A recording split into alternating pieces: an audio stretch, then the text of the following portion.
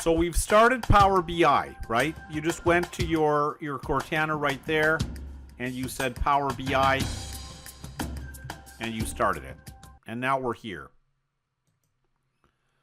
Step number 1 is you import your starter data file, which I gave you. That was your Dropbox link. That's real estate data. And the question we're investigating is which parts of Toronto are showing the highest increase in terms of housing prices. Because maybe our client's a real estate investor. Maybe it's us. Maybe it's you. Maybe you get married and you and your partner, your husband or wife says, let's buy a house and let it grow in value so we can build some equity for our future. So you want to have this information. So you go here and say get data.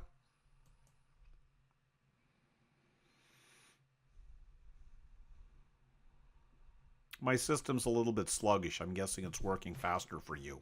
And I say Excel and I say connect. And there's my data right there. So I click on that and I load it in there. I launch it and I load it in. So I say open. Now, I'm not going to teach you too much about database theory and Excel because this is not a database class. But there are certain things which are true, which you just have to believe me that they're true, because I'm not going to talk about why they're true, but they are true, really. I wouldn't lie to you, honestly. Well, probably I would, but just for your own good. I wouldn't lie to you to hurt you.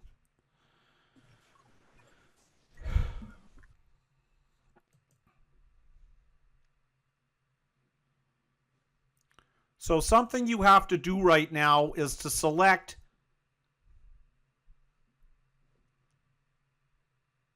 actually, there's something.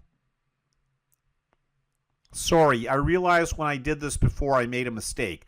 The data file I gave you actually has a fault. It has a problem. So erase the file I gave you. I have to fix it so you don't have a certain problem that I discovered. Just erase that file. I'm going to give you a new one.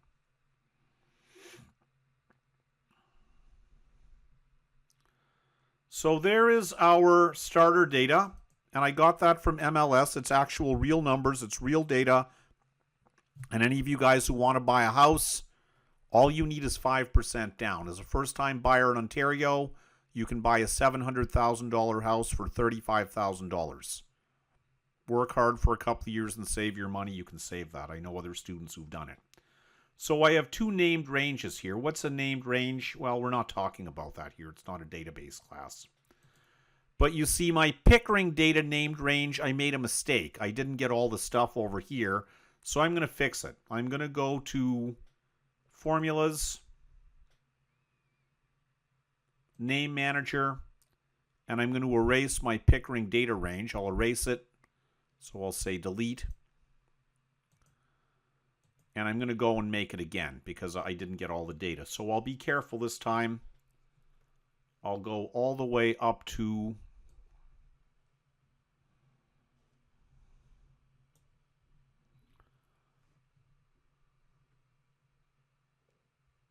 B1, that's the top, and I'll go all the way down to the bottom. I didn't get all the stuff before. I was just careless, I guess. I just didn't get it.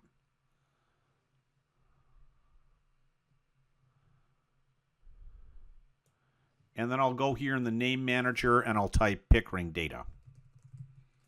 If you don't understand this, you don't need to for this class. As business analysts, we assume somebody gives us the data and they've put it together in the right order.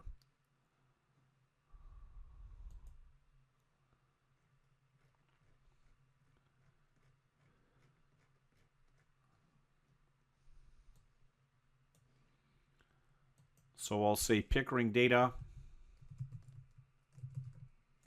Press the enter key, and now I'll test to make sure this time it's right. So I'll ask for my Pickering data range. Yeah, I guess that's everything. And where is my Markham data? Yeah, that's pretty good as well. So now, guys, please go and down. Not yet, because I haven't saved it yet. Now, erase the file you have and go back to Dropbox and pull it down again. Pull down the fresh, up-to-date copy of it.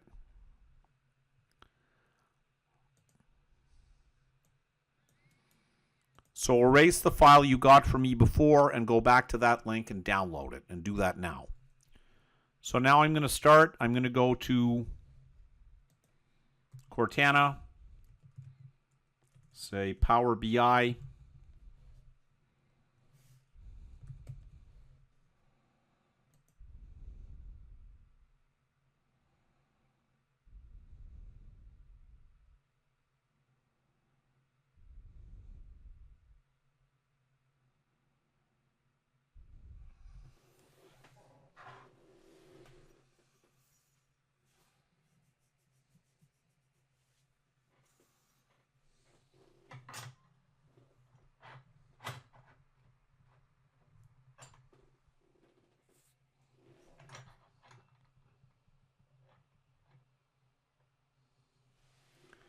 And I'm going to say get data.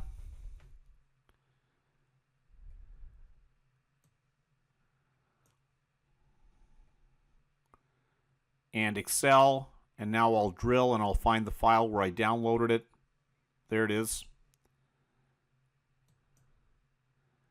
And once again, I'll remember that I need to import these two named ranges. And it's a fact that these things up here, these are sheets. I do not want to import sheets. I want to import named ranges. I just do, believe me. There's a reason technically why that is, but we're trying to move a bit faster here, so named ranges are the way to go. So I'm going to select that named range, Markham data, and that named range, Pickering data. And I'll say load, and that may take a couple of minutes. And this is the start of your assignment 2. So follow along. Just you're getting yourself a bit ahead on the assignment now. So it's saying there's pending changes in the model they have to update. So there's the update progress bar.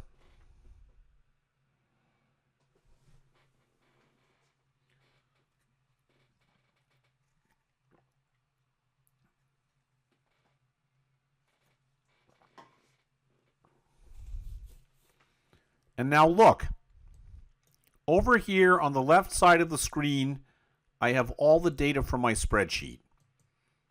And the way I work with an analytics dashboard and an SAP would be exactly the same, would not be any different. I make a report. So I'm going to save my file first of all, because if something messes up, I don't want to lose the work. So I'll go and say File, Save As, and just as it says in my instruction, I will save it as student name and student number. And that's the file that I will upload to Dropbox at the very end. Not now, but when I'm all finished with everything, I'll do that. I'm not seeing any questions or comments, so I'm hoping that means everybody following along. You can also watch this video later on to go through it by yourself. If you want a good paying job, I think that would be a good thing to do. Now, here's the question that I want to figure out. I really want to know about this. So the purpose of my report, and I want you guys to do this. I want you to go up to here where it says Home and Insert, and I want you to grab the text box, and I want you to put your name, report prepared by, and then you put your name.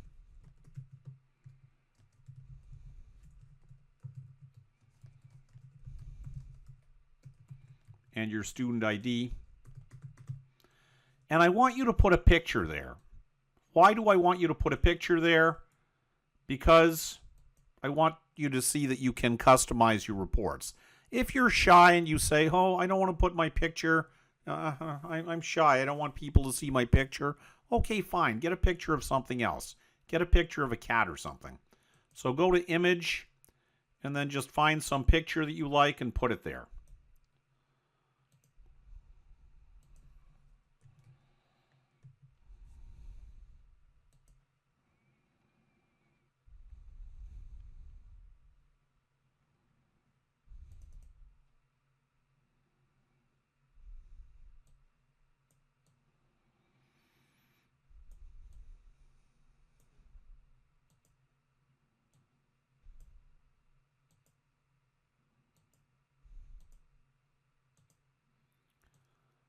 And now you can state some specification as to what this report is about. And what I'm going to do is email out to each student individually the exact specification of the report you should do. Because sometimes some problem we have in classes like this is students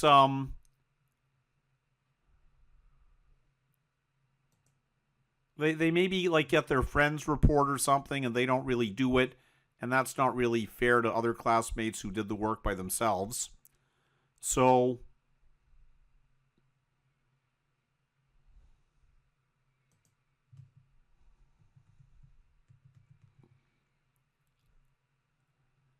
the general pattern of putting together a business analytics dashboard report is always the same.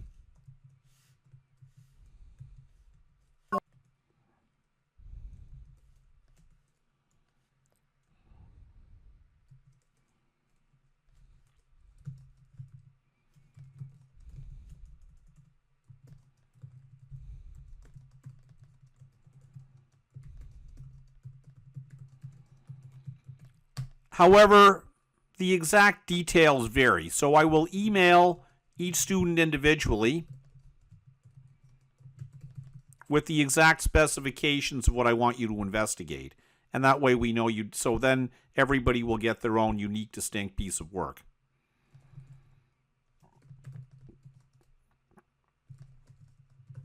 About what exact factors they should investigate in the report.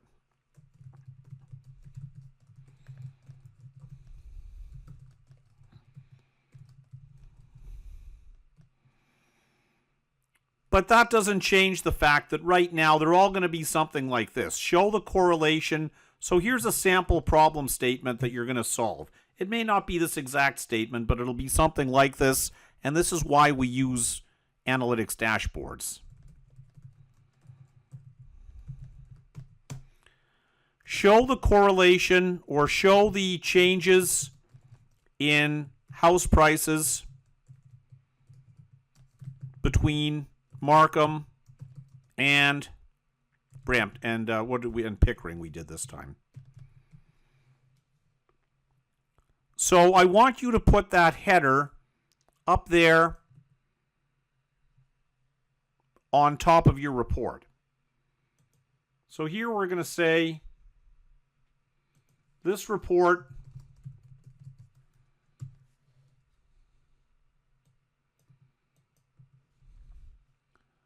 shows the changes in house prices between market and Markham and Pickering over the indicated time intervals. That would be an exact thing you could do with Power BI Business Analytics.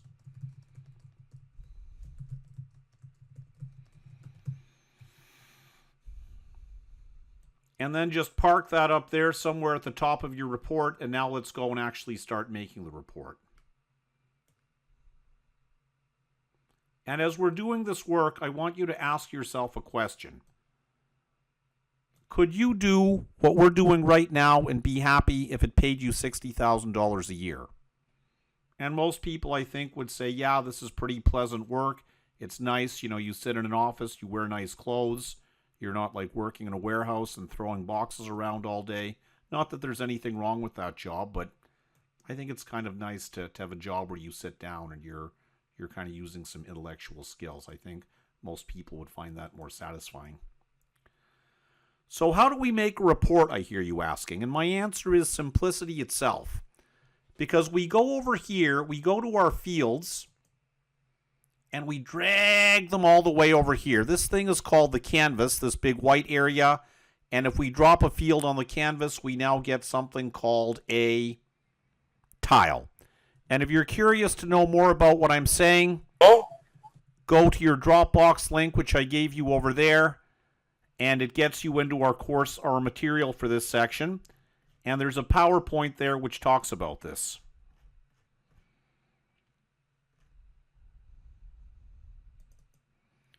So there's a PowerPoint which is called, not surprisingly, Working with Power BI, because we're working with Power BI, so that's why I called it that. And we'll go through this more later on, but I'm just saying that all of the details I'm talking about are available here as well. I'm not going to talk about relational database concepts because this is not a database class, but the key concept here is we make reports by dragging fields onto the canvas. So dataset is what we started with. That was our input. And here's how we make a report. First step is to create a report. And this talks about everything that I'm going to do right now if you want to go and read on it later. So let's go back to Power BI. And now I said that I wanted to know about house prices. So I go over here and I find something that says sold price. But notice I have a sold price for Markham and I also have a sold price for Pickering. And I don't want to get them confused together. So I'm going to rename. Here, I'm going to right click and rename, and I will say Pickering sold price.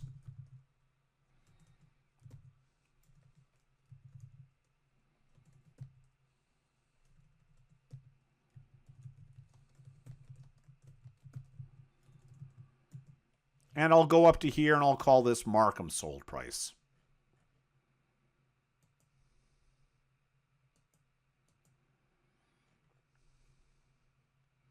So you see that's my Markham data, and then there's my Pickering data. So here's the sold price for Markham. So right click and say rename Markham sold price.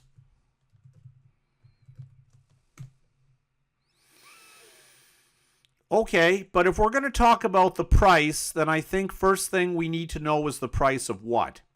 Well, it's a fact that in real estate, we often categorize houses by their type and their description. So type could be detached, semi-detached, row, and description could be bungalow, 2-story, 3-story, and so on. So just going to check my chat comments. Yeah, I don't have any questions, so I guess we're all good. So I'm going to start over here, and I'm going to grab the type of house. Now, do I need to rename it for Pickering and Brampton? And the answer is no, because a detached house is a detached house wherever you are. So it's not different between Pickering and Markham. So I'll click and drag over here. And you see, now I'm making a tile. And now I'm doing some data analytics. And if I want, that's a little bit small, I think. Maybe I want to make it bigger. Okay, well, I can do that. Because I go over to here.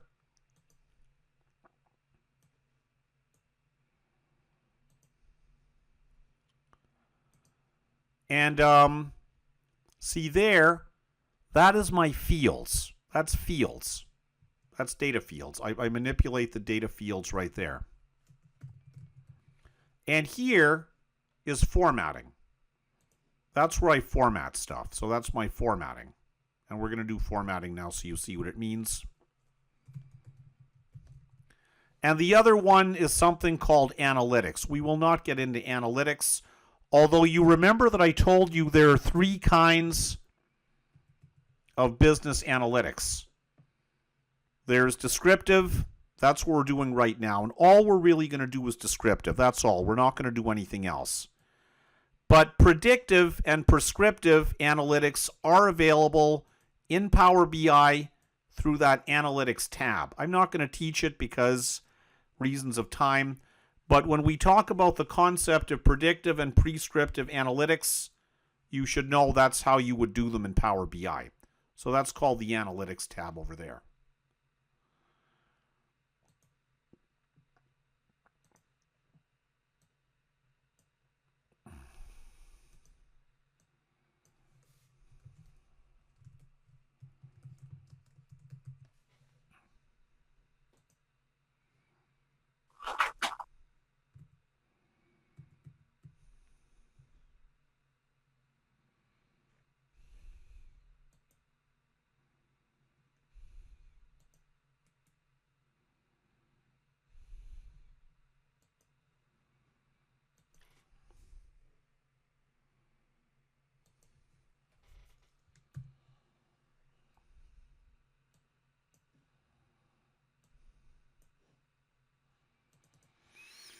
Let's move on.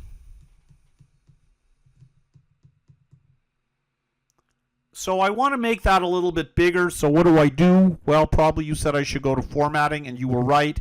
So we'll go here and say formatting.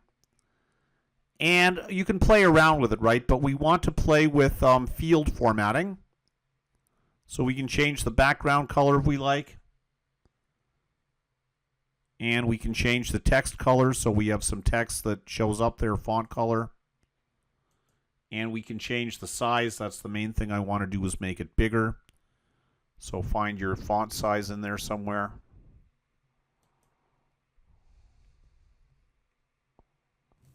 So you make it bigger. And now it's easier to see, I think. Now, what would I like to know about those types of houses? Well, I'd like to know the price. I'd like to know how much money, because we said we wanted to compare prices, right? So I'm going to go here, and I'm going to get sold price, and I have two sold prices. I have sold price Markham, and I have sold price Pickering. So get sold price.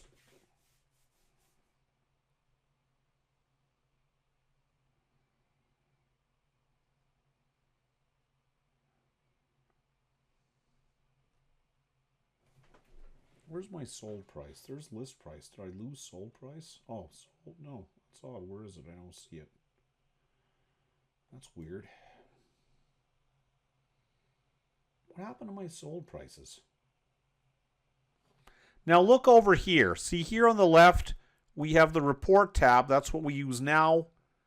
And we have the data tab. And we have something else called the connections tab. I'm not going to talk. That's if you want to do like SQL database joins or something. You could do it. We're not going to do it now, but it's there if you want to do that, play with it or something. You can do that. Let's go to our data tab. And here is my Markham data. And here is my Pickering data. So why am I not seeing sold price? I see sold date. Did I like erase it or something?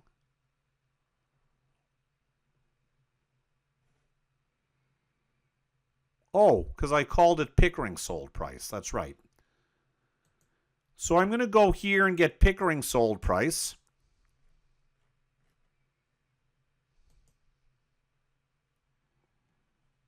How do I get it over there? Well, I think you already know. I click it and drag it. So I click on Pickering sold price, and there it is. And now I want Markham sold price. Easy peasy, right? I think you guys are already jumping way ahead of me by now. You already know where we're going. So we'll get Markham sold price. Guys, do you understand? Like, do you actually get how freaking amazing this is? Because the purpose of a business analytics dashboard is to take very complicated sets of data. Let me capture this. This is a test question. So I'll capture this test question right here. And you have this video as well. This video that I'm recording will be available for sale after the class for $15. If anybody wants a copy of the video, just PayPal me $15. I'll send it to you.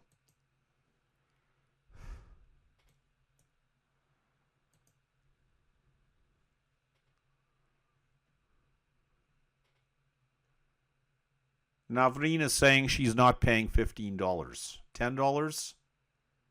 $5? No? All right, you win. I'll give it to you for free. You're a tough negotiator. All right, you're the winner. I'll give it to you for free. Good. So let's move on now.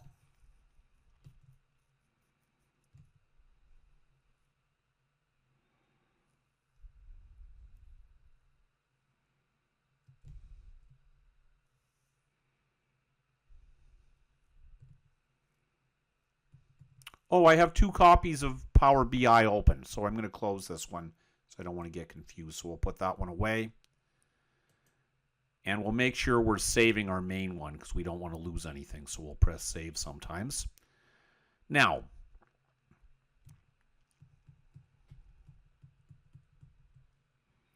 what's the purpose of a business analytics dashboard?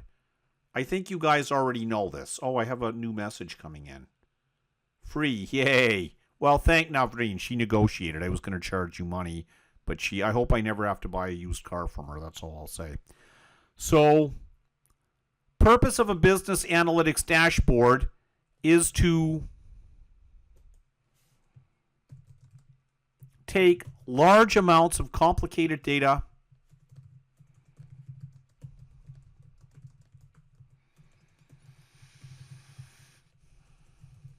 and quickly and easily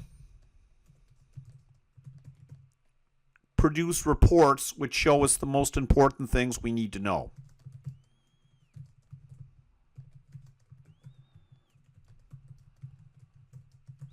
And it's called surfacing, that bring to the surface, right? Like the surface of water or something. Like if a boat is floating on the top of the water, we say it's on the surface.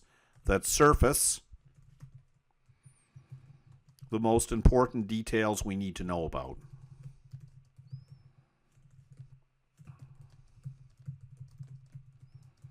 So we want to know the house selling prices. That's what we want. So now, bear in mind, there's something important here you have to realize. This is total dollar volume. That means if we add up all the money that everybody spent on each kind of house, that's total dollar volume. And that's valuable because we do want to know which kinds of houses buyers are preferring more. But we also want to know the average selling price of house, right? Because if I'm going to go and buy a house, how much money do I need to have to buy it? Well, I need to know the selling price. So a simple way we can do that is, this is already kind of good. This is kind of going in the right direction, but I want to change it. But I don't want to lose that one because I like it. I like that one. That's good. So I'm going to right click and say copy visual. And then I'll go down here and I'll right click and I'll say Control V and I'll paste the visual. So now I've made 2 copies of my visual. And what was the purpose of that exactly, Peter, I hear you asking? Well, very important purpose. Because now I'm going to click on my column, which is Pickering sold price. And I'm going to go over here and I'm going to go to my values well. And you see here, now it's saying sum. That means adding. That means adding everything together.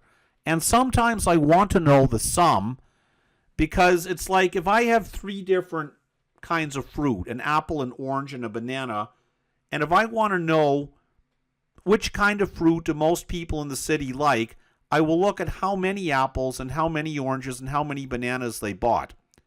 But that still doesn't tell me the price of an individual orange. So the one up at the top is total dollar volume. Let's label it.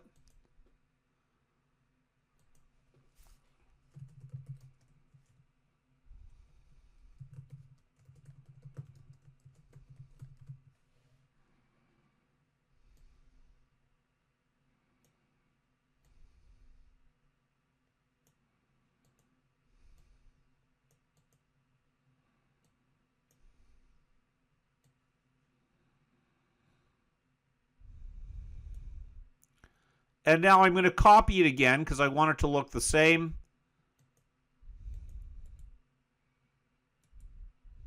Actually, I don't think it's okay. I don't know why I'm not being able to select it for copying. Anyway, it doesn't matter too much. I'll just make a new one. So I'll go here to my text box again. And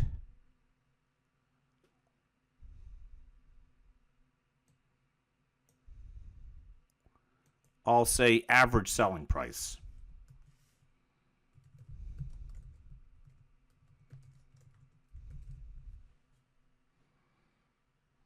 Do I have somebody wanting to come in the meeting? No, we're all here. Do I have a chat comment? No, I guess I thought I saw something, but I guess I didn't see it. So average selling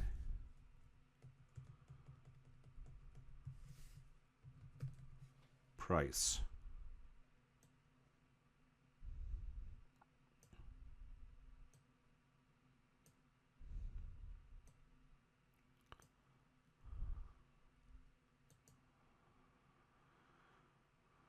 Now how do I change that? Well, I click on that column and I go over to here to my fields, and you see there, I choose Pickering sold price. Whoops, I erased it. Shoot, that was really stupid. However, see, I clicked on the X and I erased it. Well, it doesn't matter because I can always bring it back. So I'll go to Markham. No, I already have Markham. I have to go to Pickering.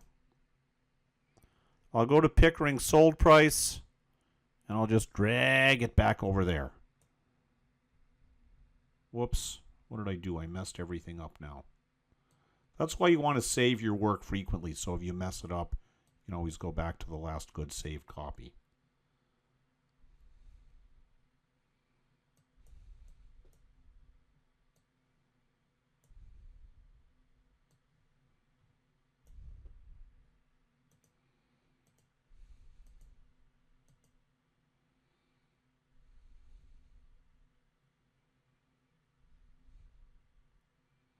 Yeah. So that's total dollar volume, and now I put back Pickering's. Oh, actually, no. Now you see it's kind of hard to put a field in there, so an easier way to do it is I select the visual by clicking on it, and I go to my fields well over here, and you see I have Markham sold price. I can drag Pickering sold price into there, and it's easier to position it there because I don't like do that little screwing up thing I just did. And now Pickering and Markham are both there. Good. And now I'm going to drag this back over to here. Now, how do I make this average? Oh, actually, I have 2 copies of Pickering. I have, see, I dragged my Pickering thing to here, not to the upper one. So not hard to get rid of. See, I go back to my values well over there, and I click the X to get rid of Pickering. And now, I want this to not be total. I want it to be average. So selecting this visual, I click on this drop-down box. You see where it says sum. I'll change that to average. And I'll change that to average. And now you see it's getting pretty long, right? Those field names are long and they're awkward. So I can go here and say rename. So I'll say rename.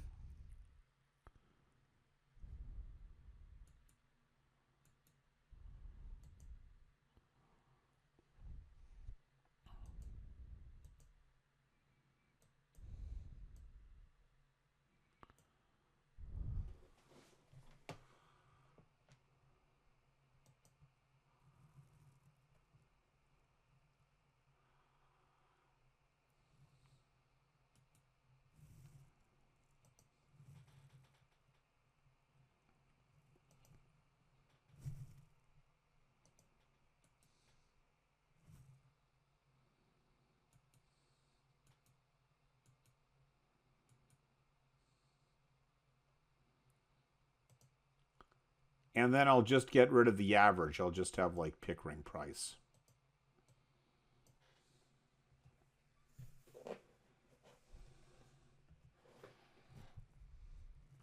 And same thing for average of Markham price. I'll just go here and say rename.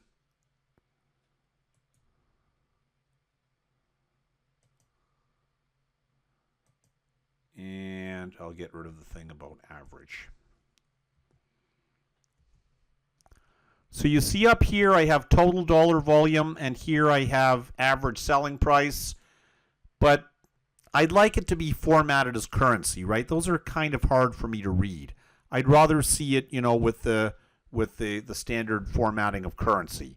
So to do that, I go over here to my format tab that looks like a paint roller, and I find the thing that says format field, and I select the option that says display in thousands.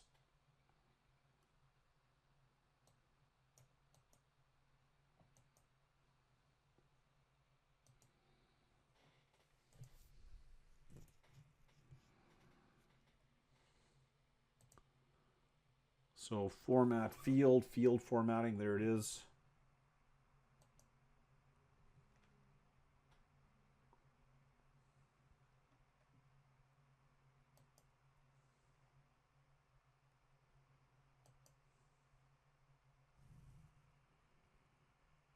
Oh, I don't want type. I want to format the Pickering sold price. And you see here display units, I'm going to choose thousands. And Markham sold price, I'm also going to choose display unit thousands. And decimals, I honestly don't care if it's like 17 cents or something. So that can be 0. And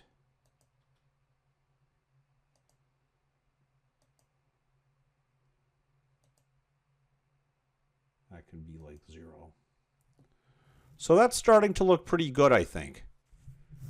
So that's showing me in Pickering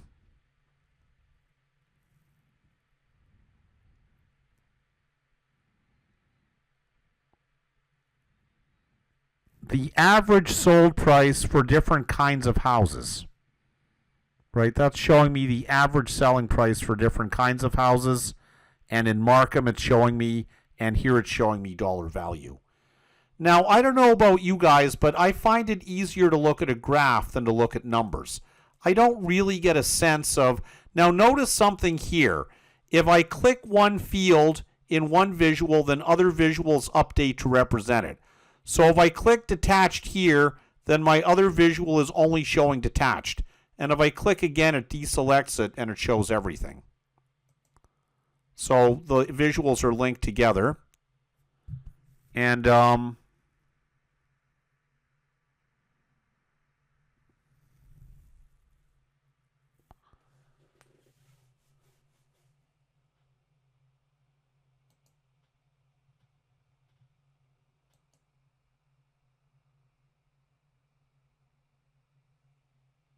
now another value sometimes you use is median, because average can be thrown off if you have a couple of very big selling houses. That can skew the average. So sometimes we prefer to use median, because median is the number that occurs most commonly in the series of numbers. So I personally think median gives you a better idea.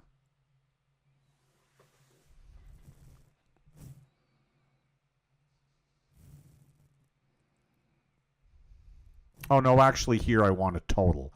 In total dollar volume visual, I want it to go with total. Sum. And that's sum, so that's good. And here in average,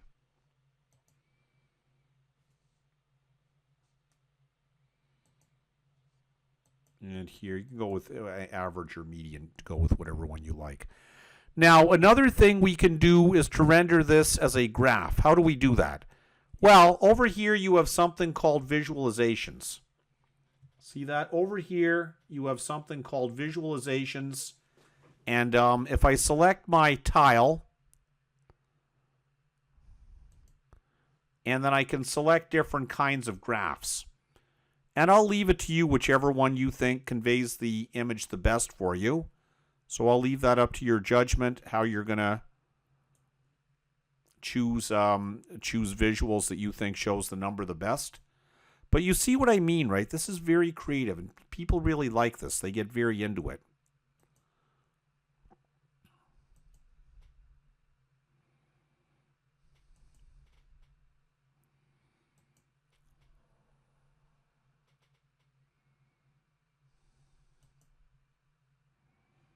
And similarly up here, I can change this to a graph as well.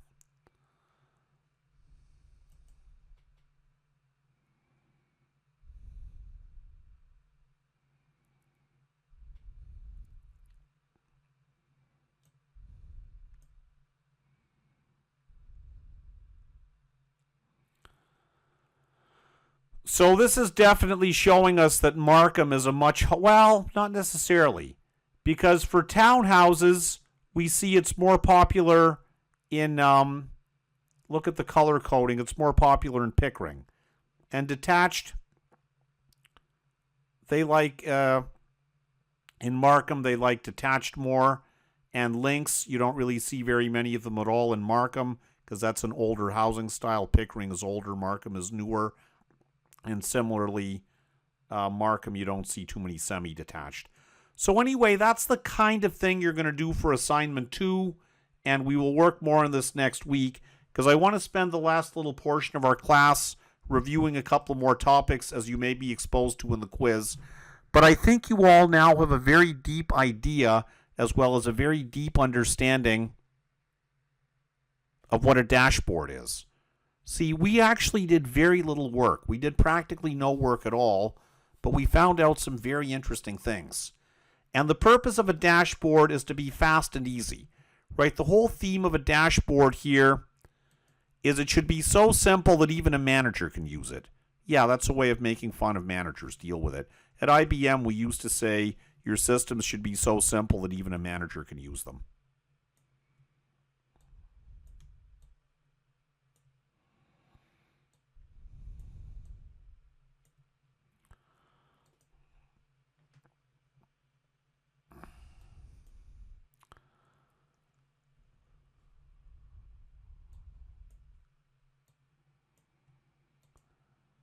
So, purpose of a business dashboard is to make it fast and easy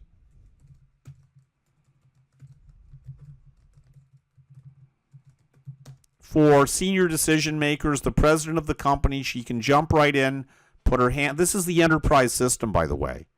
What you're putting your hands on right now is the enterprise system. Is to make it easy for senior business leaders to quickly access the data and do decision support.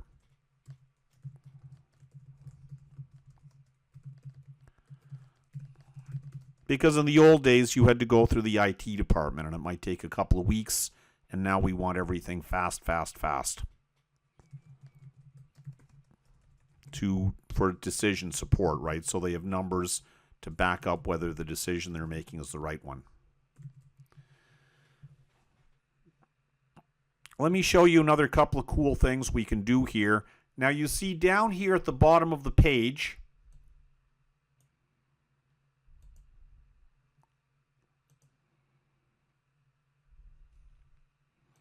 we can make more pages, right? So I have page 1, and I can rename page 1 to something else. Maybe I will call it prices by type. And over here, I can get page 2. Maybe I'll call this maps, because Power BI very easily lets you make maps. How does it let me make maps, I hear you saying? Well, it's pretty simple. So we're going to go over here, and a map has to deal with something geographical, like a postal code. So I'm going to rename this and say Pickering postal code.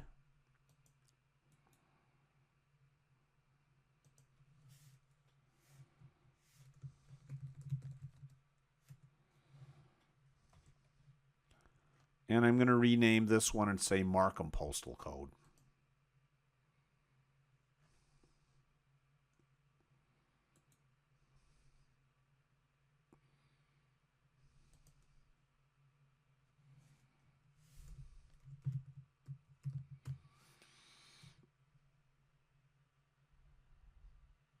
And now I'm going to, how do I make a visual?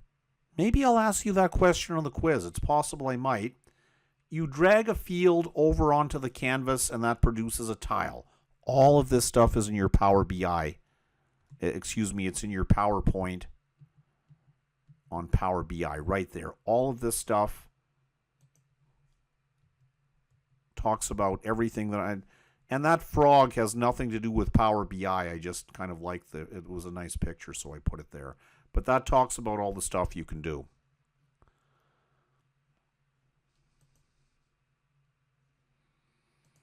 So let's go and see how we make a map here. Well, you see, all I did was drag the postal code over there, and now I'm getting the locations of all of the houses. And if I drag other stuff here, like price, those circles will get bigger for more expensive houses. So Markham prices, let's drop them over there. And the circles which are bigger correspond to, right? See, and you can hover over there and get more details. And if you want the address, you could drop the address there as well. And then when you hover over it, you'll get the address. Guys, are you impressed? Like, do you think this is freaking awesome? Because I sure do. I think this is amazing. And I think this is what you should be looking at in terms of the job you go after, right? Now, let's also get our stuff to compare for Pickering.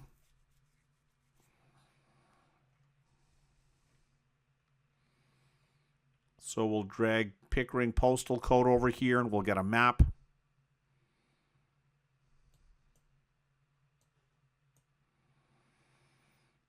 And then similarly, we'll drop address and price here.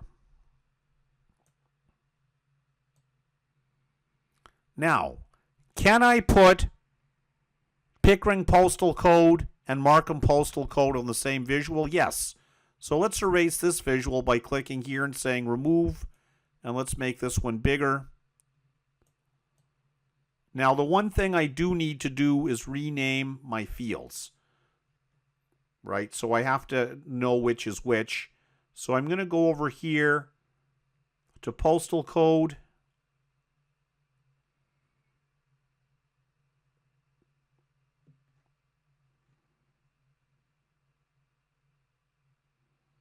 Oh, I already renamed it. There's Pickering. I already did that. Sorry, I forgot. So that means I can put them both on the same image. So I'm going to select my visual, and I'm going to look at my tiles, and I see I have Markham postal code there. So now I will drag Pickering postal code up there.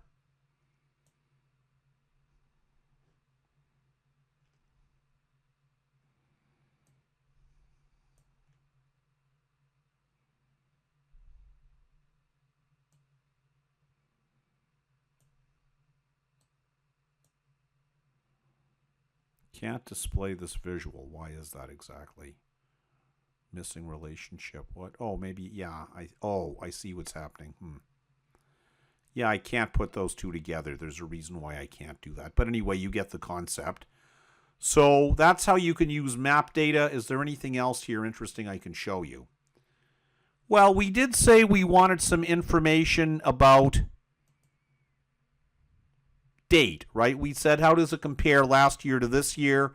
And for that, we can use something called a slicer. And a slicer, as the name suggests, let you slice your data. So I'm going to go over to here and find sold date. And I'm going to rename that to Markham sold date.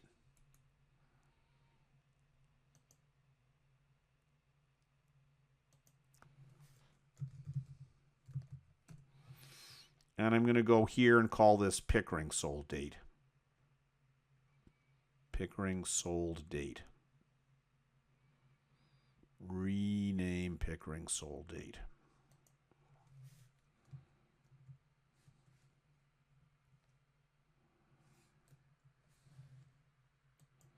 It's my screen sharing tool.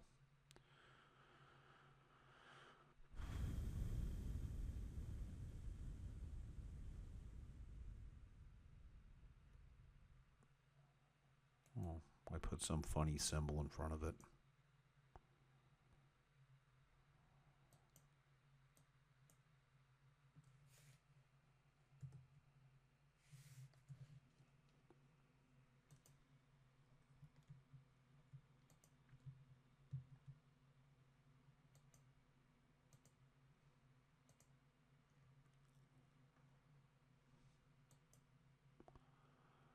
Why can't we compare postal codes on the same tile?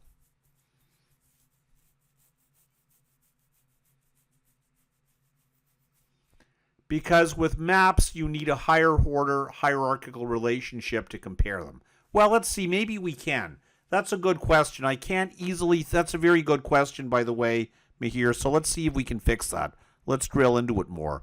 Because now that I'm trying to explain why I can't, I find myself not really able to. So that means we need to, and I'm glad you're interested in this, right? That's amazing that you're thinking those questions. So that's very good. So let's see what happens if we drag a postal code here. First of all, I messed up something here with sold date. I have to go and fix this first. I created a hierarchy.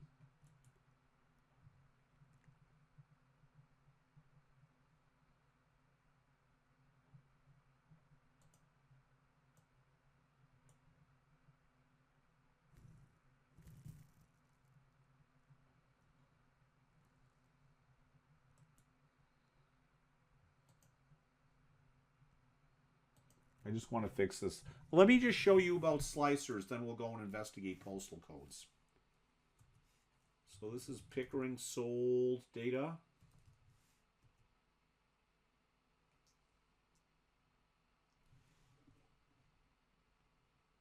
Let me show you about slicers, and then we'll go and address your question.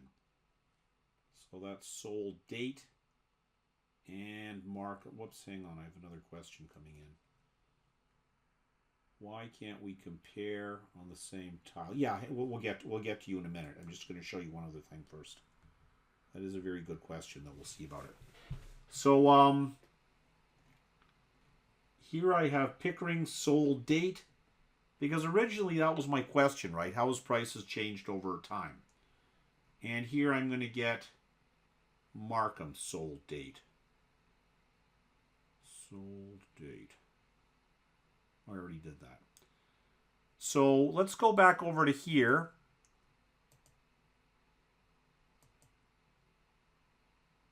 And there's something called slicer, and it's easier if I show you rather than if I try and explain it.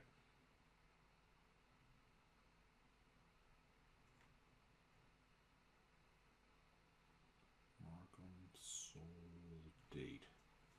I think I don't know what date. Well, oh yeah, Pickering. So I'm going to drag this over to here. So I'm dragging a date field over to here and letting go of it. And when you let go of a field on the canvas, what happens? I hope you said we make a tile. And I hope you remember that we said tiles interconnect with each other. So here, I'm not getting anything.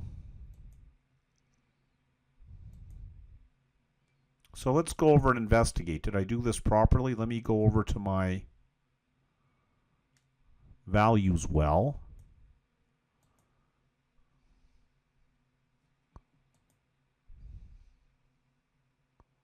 Visualizations.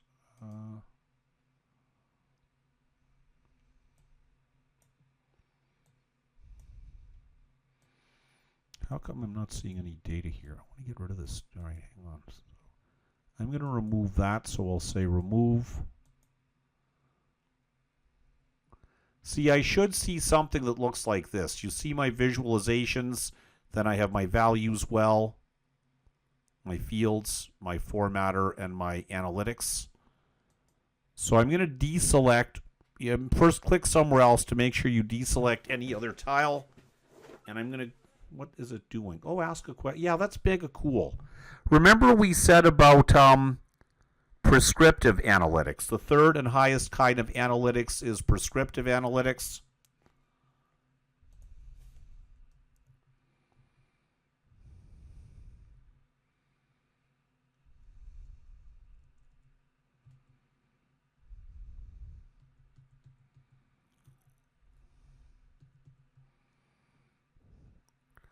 So this thing about ask a question of your data, that is actually prescriptive analytics. And if there's interest, maybe we'll talk about it a bit next week.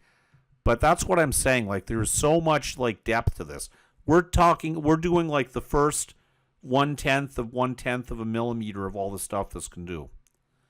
So I'm going to go here and get my date slicer, get my date field again. So Markham sold date. Yeah, now it's working. I don't know why it wasn't working before, but now you see there I have my fields, and Power BI is very intelligent.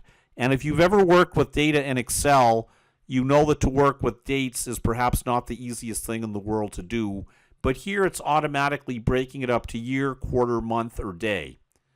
So how do I want to study changes in price? Well, I think to do it over quarter would make sense, because from one day to the next that there might be little ups and downs, but a quarter is like 3 months, right? So a year has 4 quarters, 3 months each. So I'm going to ask for dealing with a quarter here. And I'm going to select a slicer.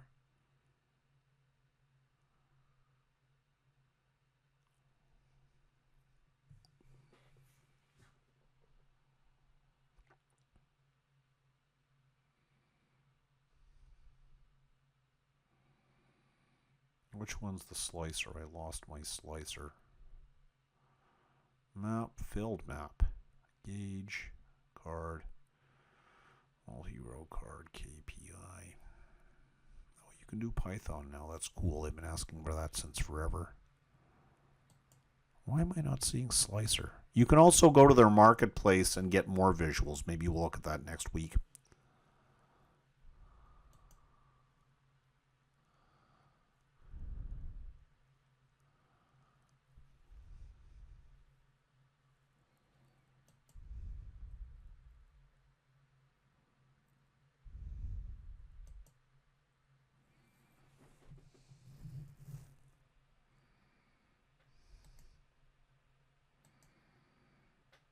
I think I did something wrong with my date. Hang on.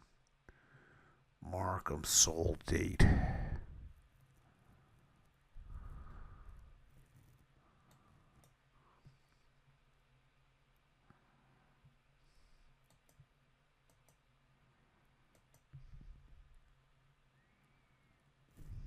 I should be getting the dates to show up. What's wrong with that? I'm also not getting my slicer.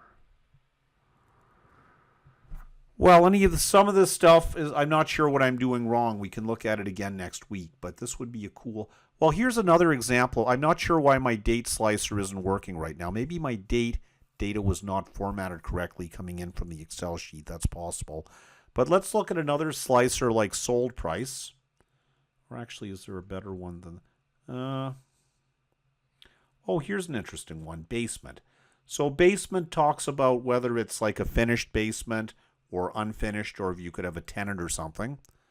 So you see there's all my types of basement, and sometimes people ask if I have a finished basement with a walkout apartment that I can rent, how does that affect the prices? So you could select various basement types, and then you could see your price data getting updated. So if I had an apartment, right, that's showing me total dollar volume drops down because there's fewer of them, but prices goes...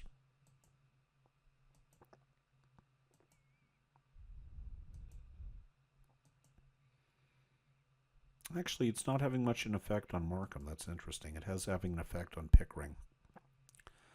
Now, I'm going to put another visualization on basement instead of a field name.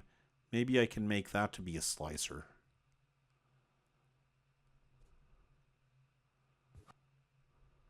Oh, slicer, there it is. And the concept of a slicer is it just gives you checkboxes, right? So you can also hold the control key and select multiple of these at a time. So anyway, I'll leave that with you to think about, and we'll come back to this next week, and I'll give you more examples and instruction then, because we've done a lot today. Well, we have another 20 minutes.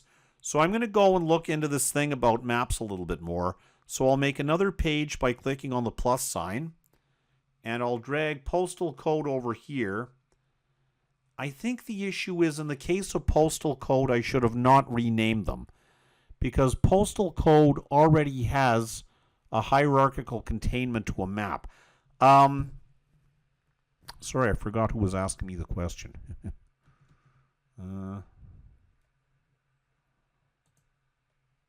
Yeah, Mahir, I think if we keep them both the same field name, I think that'll work. And if it does work, I'll explain why I think it's working.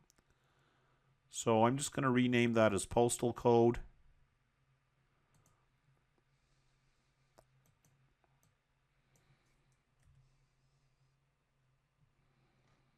And I'll rename that as postal code. Rename postal code. And now I'll drag this over here.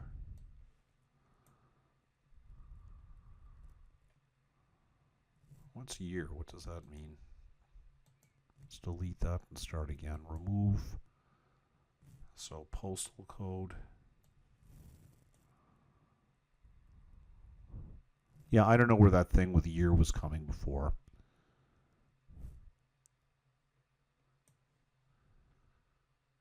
So that was Pickering. Now let's try overlaying Markham on here.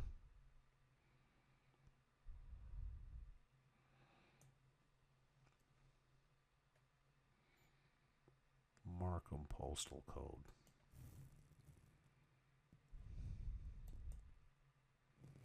Can't display the data. Power BI cannot determine the relationship between two or more fields.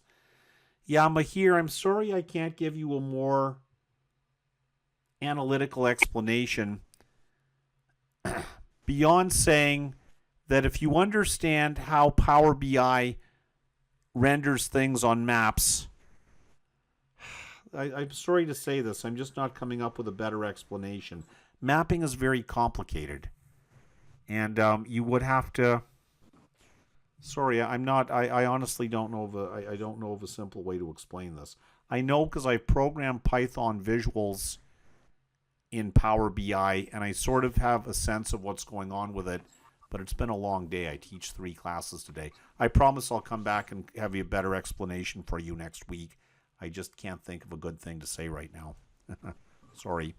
Although one thing we can look at, if we go through our third tile over here, which is the model tile.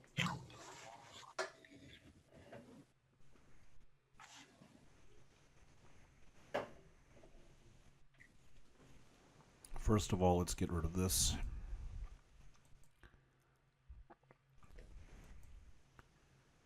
See, here's Markham and here's data, and here's Pickering.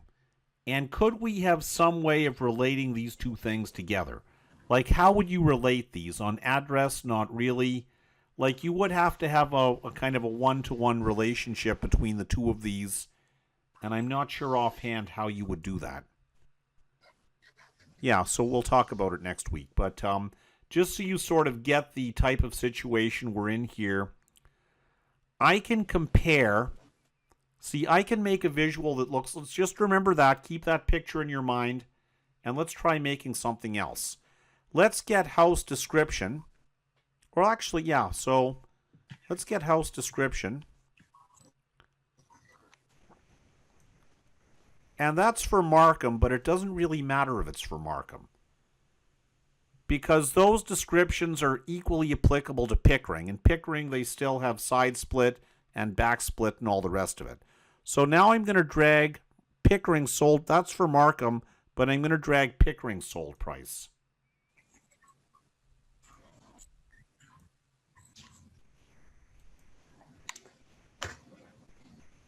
Oh, so I can't do that either.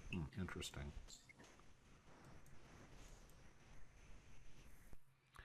Well, we would have to create relationships, and we'd have to think about a way to relate the two data sets.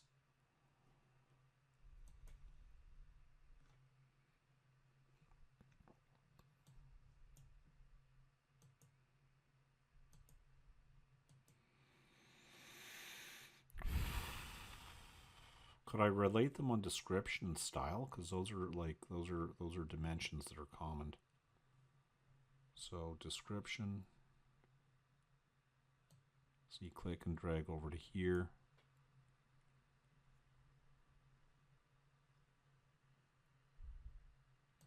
Anyway, we'll get back to this later because I want to spend another couple of minutes. We have about another 10 minutes, and I'm just going to go through some of these slides, and I'm going to show you some stuff to emphasize on in terms of your studying. So the quiz next week, as I say, will be quite simple. It'll be like 12 questions, probably multiple choice and true false. Probably not so much in terms of length. I'll probably give you some short answer questions because, you know, there has to be some questions that demonstrate comprehension. But I understand what you're saying, that you feel the previous quiz was perhaps a bit too much writing and maybe a bit too much theoretical. That's okay. We'll tone it down a bit on that.